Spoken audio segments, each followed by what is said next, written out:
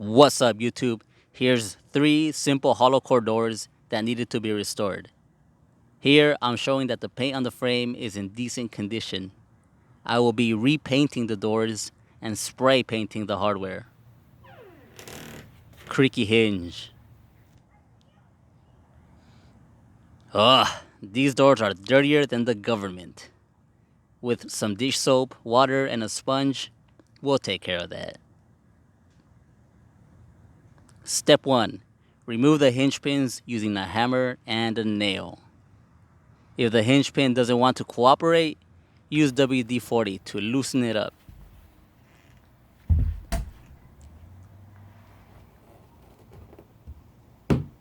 Voila! Remember that the hinge on the door has 2 connections and the hinge on the frame has 3. Step 2. Disassemble the doorknob and unscrew all hinges. This doorknob has a button on one side. You press it as you pull. Grab a large flathead and pop the base free.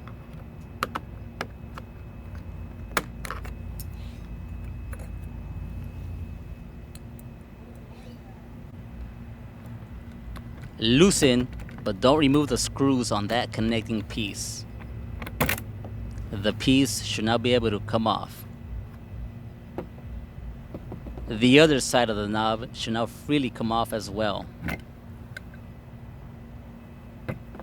Finish by unscrewing the last piece. Step 3. Strip off the old paint from your hardware. Submerge it in distilled white vinegar. Anything that is caked in paint, hinges, striker plates, hinge pins, even the screws, throw them in. Leave the bucket in the hot sun for a few hours. Step 4. Clean the door with dish soap, water, and a sponge. In this step, you are also removing paint droplets and filling in holes with wood filler. This door was in good condition, so a clean was enough. For most of the door, I used the softer yellow side, but for the tough grime, it is okay to gently use the green side. Dry with a microfiber towel. I'm resting the door on microfibers. Step 5. Scuff with 120 grit sandpaper. Start with a crosshatch pattern. And look at me go. Dang, slow down, man. Finish with the sand along the grain of the wood.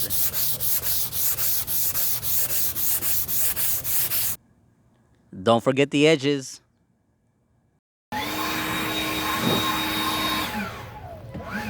Blow away the dust or wipe with a tack cloth. The section that was sanded should look dual. Basically, we do this so the paint sticks better to the surface. At this point, you add primer, but we are using Valspar acrylic paint and primer, a 2-in-1. After a final wipe down with the tack cloth, we are ready to paint. There is a right way and a wrong way to use a roller. But it's just a door. Start painting. Don't overthink the moment. Give it at least 2 coats. I'm not sanding in between coats. It's a DIY project. As long as the paint is on there, I'm happy. Just don't paint out in the open or near trees. You'll get dust particles in your finish. I did it this way for the video. I painted the rest under a ventilated patio.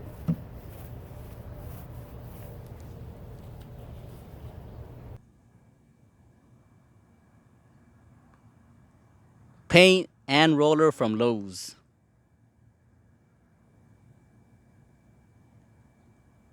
Here's a shot of a finished door using a quality brush. Even with caution, I still ended up with brush marks.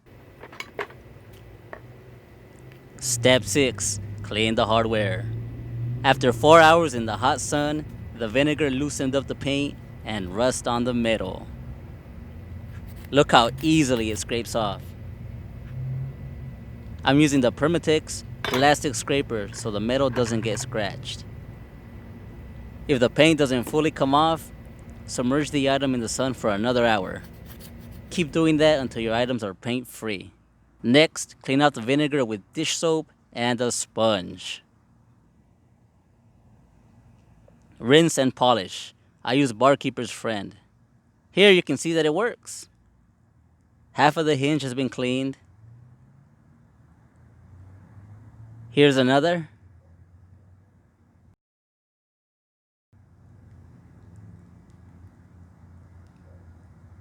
Toothpaste doesn't work.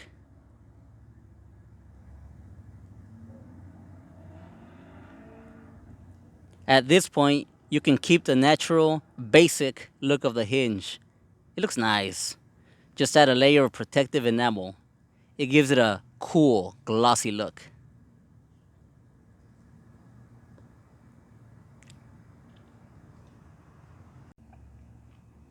Step 7. Spray paint time. Doorknob pieces fit well on water bottles. This way, we get full coverage when spraying. Yeah, get creative. Lightly scuff up all pieces with 220 grit sandpaper. Spray a primer, then your color. Even if your color contains primer, spray a primer anyways. I'm spraying the pieces on the left a coffee bean color and the pieces on the right white. After all of that dries, I'll add a layer of crystal clear enamel. Don't forget your mask. And screw it. Might as well spray the screws too. I set up a few paint stations, and this is a result after spraying primer. When spraying your color, don't try to coat it in one go. Saturating the piece can result in a blotchy finish. Also, shake the can thoroughly. If you did not remove the paint, this is what the finish would look like. Bad. Couple hours later, all done. Sprayed in 100-degree weather and still got a clean finish, so it shouldn't be too difficult. Step 8. Reassembly. Make sure the first piece is facing the correct way. The angled side should be facing the door frame.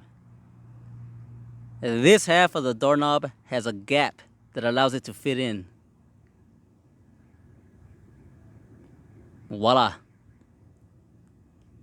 Add the connecting piece and screw all pieces tight.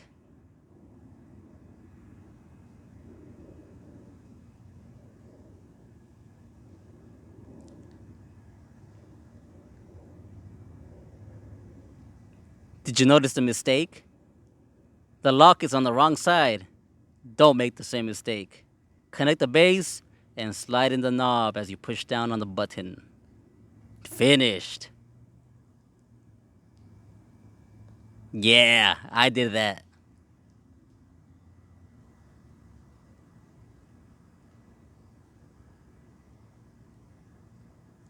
We look a little bit closer at the finish. And the finish is okay. Very good for an amateur. Professional result? Nah. As long as you're happy with the results, then the project was a success. Lubricate the hinge pin with garage door lubricant.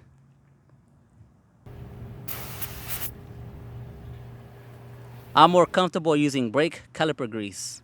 Just a thin coat.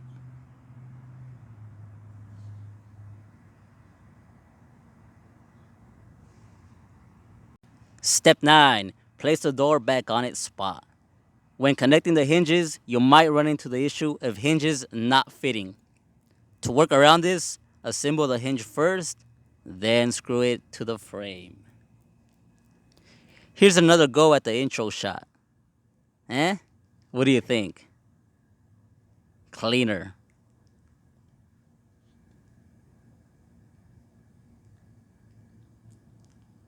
I like the contrast of colors on the hinges. Oh yeah, the strike plate will scratch up quickly. It's metal on metal contact. I know of no paint that will survive metal on metal contact. I had a fun time on this project. Took me a few days, but in the end, I was happy with the results. Feel free to ask any questions.